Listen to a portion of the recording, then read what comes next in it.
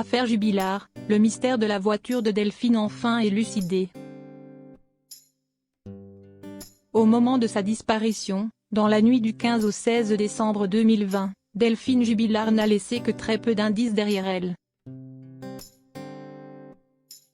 Malgré tout, les gendarmes se sont beaucoup intéressés à sa voiture et la façon assez étrange dont elle était garée. Le magazine Le Nouveau Détective s'est penché sur la question. Si est-il l'une des histoires qui intriguent le plus les Français ces derniers mois?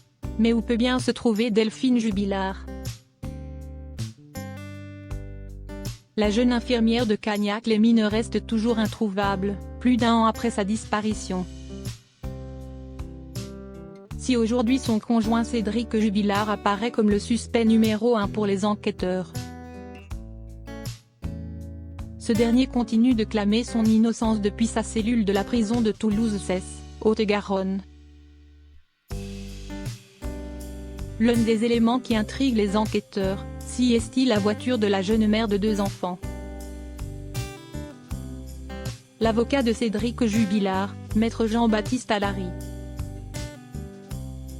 a été interviewé par les journalistes du magazine Le Nouveau Détective le 26 janvier dernier et il parle justement de ce fameux véhicule qui n'était pas garé dans le sens habituel si l'on en croit un témoin.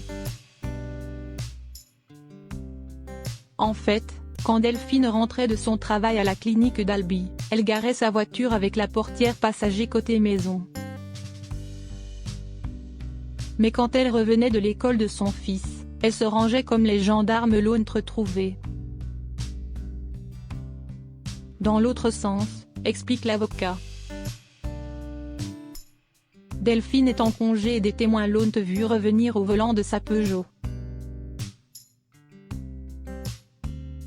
Pour lui, pas de mystère autour de la voiture donc, surtout compte tenu de la journée du 15 décembre.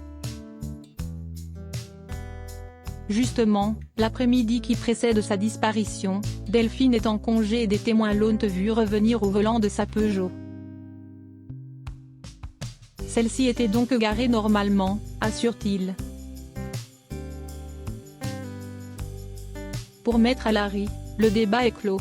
Rien d'anormal concernant la voiture de la femme de son client. L'avocat continue d'essayer de faire sortir Cédric Jubilard de prison, mais pour la 3e fois sa demande de mise en liberté a été rejetée. Gênes prend acte. À l'issue de l'audition du 11 février, nous formulerons une nouvelle demande de mise en liberté, a répondu son avocat. Cédric Jubilard reste présumé innocent des faits qui lui sont reprochés jusqu'au jugement définitif de cette affaire.